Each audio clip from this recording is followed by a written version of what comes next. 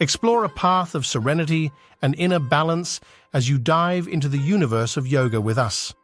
Join us in the online yoga course with Sadhguru.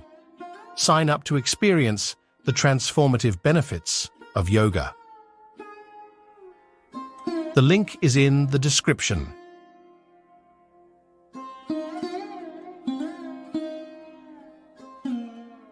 The color of the clothes or the colors of anything around you, does it have some impact? You need to understand this. How color happens, first of all. Why seems to be white right now is because when the light falls on it, it reflects all of it, so it looks white. Why this seems to be red right now is not because it's red, it is just that it holds back all the colors and only reflects red. That's why you're seeing red.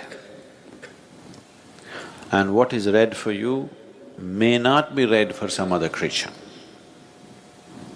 If you dress up really jazzy colors and go and stand in front of your dog, he looks at you in an uninterested way because he doesn't see any color, he sees everything black and white. Do you know this? Don't dress up for him, okay? Dog lovers, I'm saying. You wear only black and white, dog lovers. Nothing else works. You don't impress him with red, green, blue and whatever. So color is not what it is, color is what it gives away. What you reflect will be your color, what you hold will not be your color. This is the nature of life, not just of color. This is the nature of life itself. Today, if you radiate love, people will see you as a loving human being. If you hold back all your love because you have a love bank, you're full of love but you don't radiate, people will think you're that. If you radiate joy, people will think, oh, he's a joyful person. If you are a joy bank, you held back all your joy because you want to take it to heaven, people won't experience you as a joyful human being, isn't it? What you give away is always your quality, isn't it so? So that is not just for a human being, that is the nature of the existence itself. What is thrown away is the quality of that substance. Now this reflects everything, so this is white. That reflects only red, so it is red.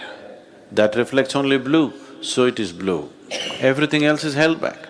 What it holds back, you don't see. What it gives away is what you see.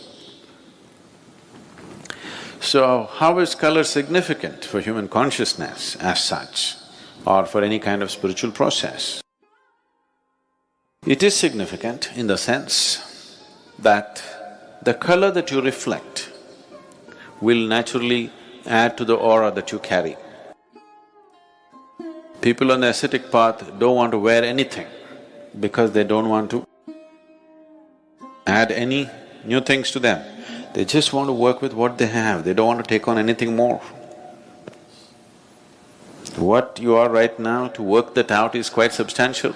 Adding one more thing and one more thing, it complicates. So they don't want anything, they walk naked. If socially walking naked is difficult, they will put on one little loincloth so that socially there is no issue. But the idea is, they don't want to take on anything more than what they are. They know what they are is substantial. There are other aspects to it, that's different. I'm saying about the color. So orange, the chakras in the body, all the 114 chakras, or rather 112 chakras ascribe to some color. The two do not ascribe to any color because they are not physical in nature. Anything that's physical in the existence naturally reflects light. You understand what I'm saying? Anything that's physical in the existence reflects light. Once it reflects light, it will have color in your perception. It may not have any particular color, or it may not have the color that you're seeing. You are only seeing what's being reflected. What you're seeing is the reflected light. You are not seeing the color of the substance that you're seeing. You are not seeing color of the thing that you're seeing. You're only seeing the color of the reflected light. Black reflects nothing. It holds back everything, so it becomes black. You see, we say the grass is green. No, the grass is not green. It is giving away green, so we see it as green. The sky is blue. No. Sky is not blue. You go there and see, there is no blue out there. Sky is blue for a completely different reason. Because the refraction quality of the color blue is different from the other colors, that's why the sky is blue. So why is it that spiritual processes, for different types of processes, we use different kind of colors is, those who are on a path where they don't want to gather anything, they will wear white. Those who are into a different kind of sadhana, if their sadhana is mild, but they're on the spiritual path, but they're involved with various aspects of life, they don't want to gather life around them. They want to be participating in life, but they don't want to gather anything. Such people will choose to wear white. People who are on a more intense sadhana, which is oriented towards a particular chakra in the body, which is known as agna, between the eyebrows, they will wear orange because the color of the chakra is orange. They want to radiate that color because the whole process is about enlightenment and reaching to that state of knowing, opening up that dimension of perception which is referred to as the third eye. So they will seek always ochre or orange color because that is the color of the agna. The yellow robes were worn by Buddhist monks because the process that Gautama gave to the initial stage of Buddhist monks was very rudimentary process. He chose this process for the people because it did not need any preparation, but he wants to cause a wave of awareness. That means he doesn't stay in any town for more than a day. Continuously he is moving from village to village, town to town. There's no time to prepare people for any kind of practice. So the practice that he gives them is very rudimentary, but still he is converting them into monks. He's fixing their life, but not giving them enough preparatory steps. So he told them to wear the yellow robe, because yellow is the color of the Mooladhara, the most basic chakra in the body is Mooladhara. So he wants them to be stable. For a monk, the most important thing is he practices stability in his life. So he just wants them to be stable. They don't have to fly off into a blissful experience, they don't have to get enlightened right now, they don't have to get anywhere. They just have to learn to be stable because he is preparing soldiers to shake the world with awareness. So he told them to wear yellow robes. Later on, when they graduated to what he called as arhats, the arhats in the Buddhist tradition wore ochre robes, that is orange, as all the Indian sannyasis wear. But then after Gautama passed away, when they tried to spread the Buddhist way of life, people in India, there were at least 30% of the population were sannyasis or monks by nature. By culture, it was just like that. So this one more set of monks, they just accepted them and they became kind of part of them. They couldn't maintain a distinct identity. So from ochre, they shifted to a little more maroonish color, more for an identity's sake, because they would simply mix with all the other yogis and monks who were walking all over the place. So they wanted to set up a distinct identity, so they switched to a little maroonish color later on. But the basic Buddhist color is still yellow, because yellow is the color of the Mooladhara and it can be taught without preparation. No preparation, no teaching, no nothing, a simple process, just to stabilize and stabilize and stabilize.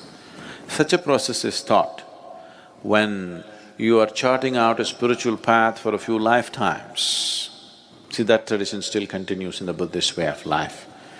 They keep coming back and coming back to do more work and more work because the process is such, it's of stabilization, not of realization. So that's why the yellow. Devi is always red because red is the most vibrant color. Of all the colors, red is the most vibrant color and feminine represents that. Whether you like it or not, there is a longing in a woman to be like a flower because nature has given that possibility for her. There is a certain quality in the feminine which is flowery. So, when we say flower, the first thing that comes into most people's mind is always red. A red flower is always the real flower. Other things are on the way. Red is vibrant. It is the color of vibrance. Devi, or the feminine form of the divine, is the most vibrant form of divine. Something nobody can miss. The reason why, even if there are other bigger temples, in every village, in every town in India, we will set up a Devi temple. You walk into the Devi temple, she hits you in the face, you can't miss it because it's vibrant. The color of vibrance is always red.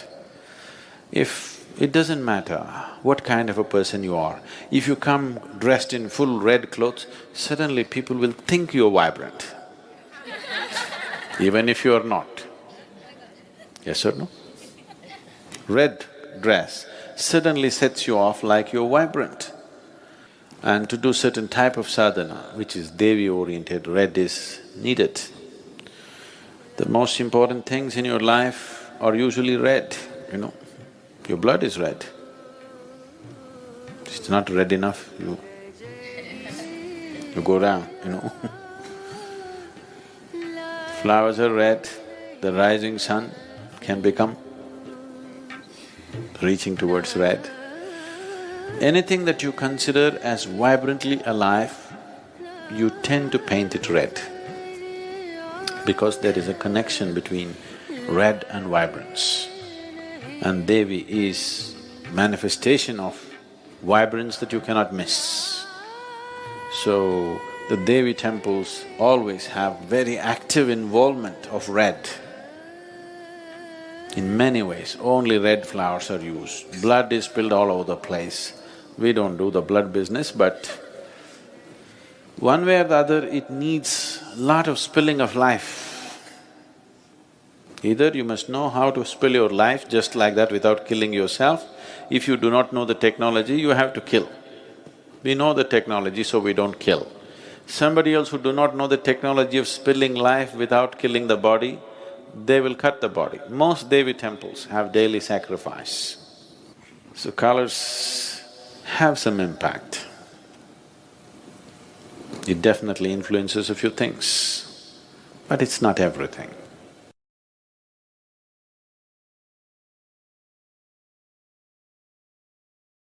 Which will push us in a particular direction. It's not just about Rudraksh. Plants, flowers, animals, everything have been identified as to what will take you in a spiritual direction and what will not. You have heard that this flower is the favorite of Shiva, this flower is the favorite of Vishnu. Because they're just identifying a certain reverberation which would come close to what we are referring to as Shiva or Vishnu or whatever else, and saying this flower gets you closest to that. So you who touching it, you receiving it has a certain impact. So everything was identified like this. Rudraksh is one of those items which has a very unique type of reverberation.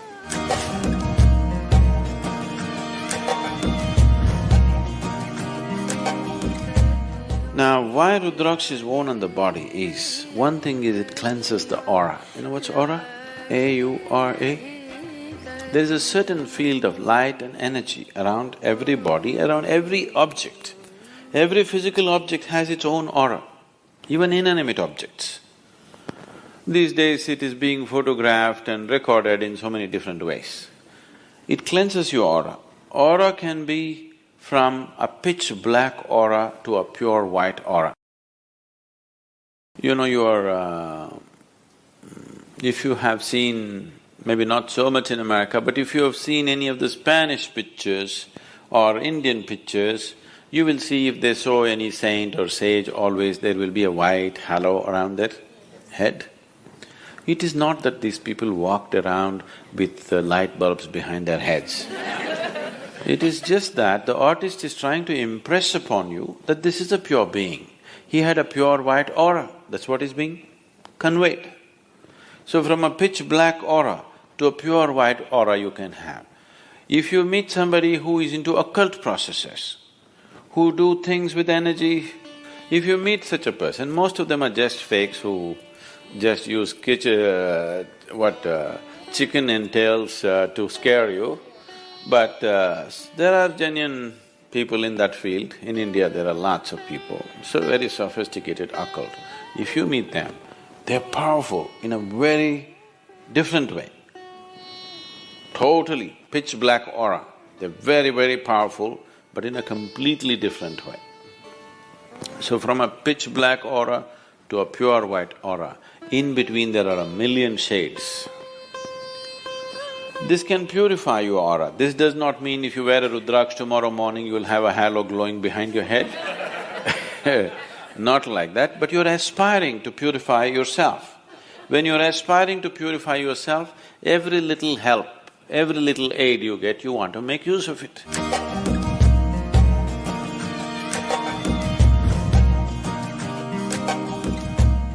Another reason why it's worn by Indian sadhus and mendicants is they're constantly traveling.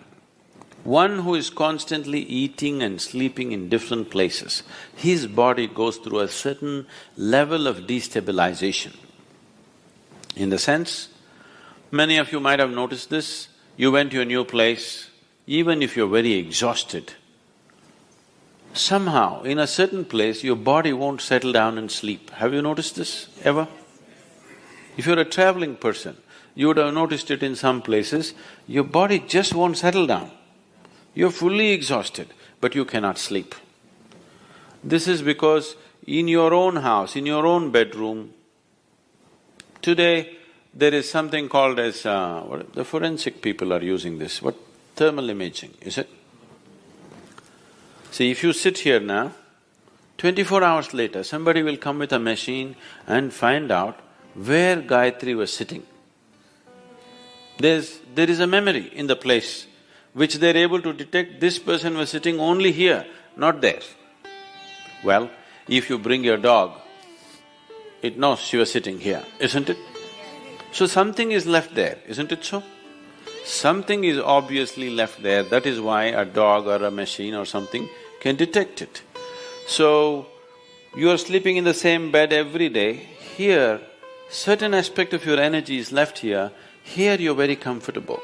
If you go to another place where the energies are very different, your body may not settle, sometimes it could be damaging to the system. So person who is constantly traveling wears a Rudraksh so that he has a cocoon of his own energy, that the outside energies does not disturb him. He has a… we call this a kavacha. You know what's a kavacha? Kavach. It's more like a cocoon. It's a cocoon of your own energy. Wherever you go, you have your private bedroom going with you. It travels with you wherever you go. Especially in travel, your aura gets frayed. This is the reason why you feel so exhausted with travel. Actually, you sit and do nothing. Somebody is driving, you just sit. After 10 hours, you find you're so tired. You did nothing because your energy gets frayed. Your body is moving at a faster speed than it is designed to move. So the first thing that is damaged is your aura. If you go faster, faster, faster, faster, let's say you travel 600 miles per hour in an open space without a windshield, you will see your skin will peel off, isn't it? After that your flesh will fly off, after that your bones will fly off. Yes or no? The first thing that begins to be damaged is your aura. So with movement, with faster and faster movement, aura gets frayed. So if you wear Rudraks, it gives you a certain cocoon, it gives you a certain stability to your aura. The travel, movement can be taken well.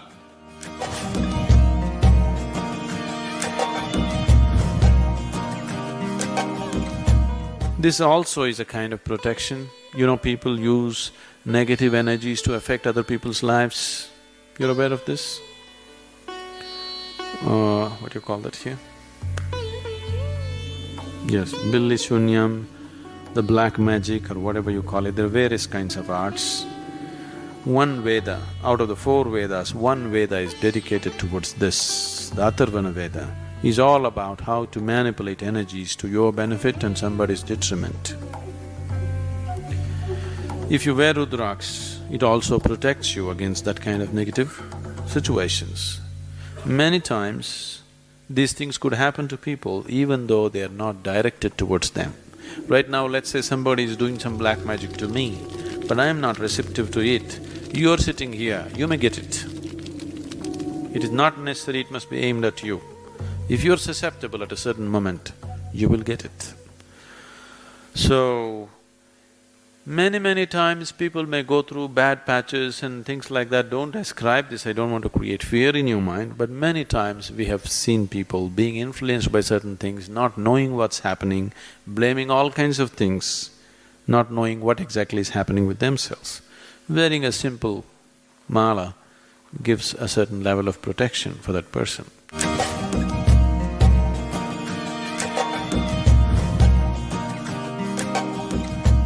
One more reason why people wear this is, even in the wild, if you were thirsty and you're walking in a jungle, you found little water, you drink it, you could be poisoned. You could paralyze yourself or you could kill yourself, because even in nature, water could be poisoned with certain gases. You know, certain lakes and other things have bad whatever, they have a history of people, tribals and others have feared that there are ghosts existing, that is simply because the water is poisoned with certain gases and whatever else, and people consume and instantly they go through pain and suffering, and because of that, it got some other kind of names going with that. If you just hold your Rudraks above the water, it will tell you whether to drink or not. If any food appears in front of you, if you hold it, even if there is a tiny bit of poison in it, instantly it will go anti-clockwise. Let me see, check this water.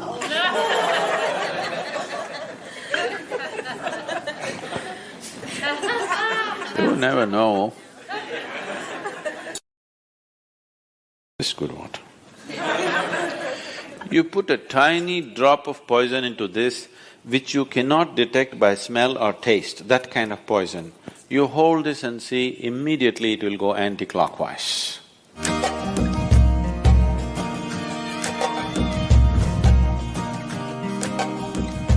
So that's another reason, and there are various other aspects to it. It brings down the blood pressure in your system, your nerves will be calm, all these kind of things. Today doctors are prescribing Rudraks in India. For hypertension, cardiac ailments, doctors are actually prescribing Rudraks. This is just where your blood pressure will go down because it has a certain reverberation which calms the whole system.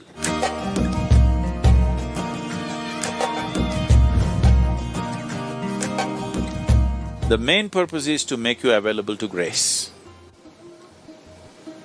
Because ultimately, it doesn't matter what circus you do, what yoga you do, what else you do, ultimately it's only by becoming available to grace you become a possibility. This is why a devotee attains quicker than anybody, because he just offers himself like that.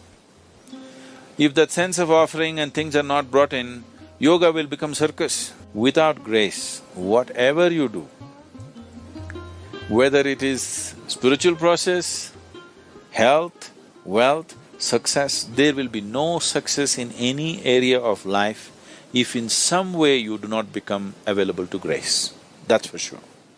Either you become consciously available or unconsciously in your own way you became available, okay? Every human being, every creature is becoming available in some way. But if you're consciously making that a part of your life, then everything works, it's a well-lubricated life, everything works easy and smooth.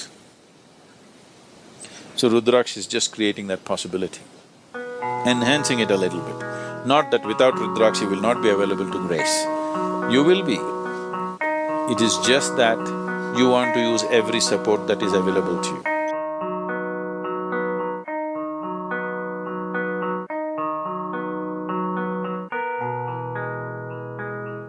Until the next adventure, stay connected for more inspiring content, and don't forget to invite your friends to join us on this journey of learning and evolution.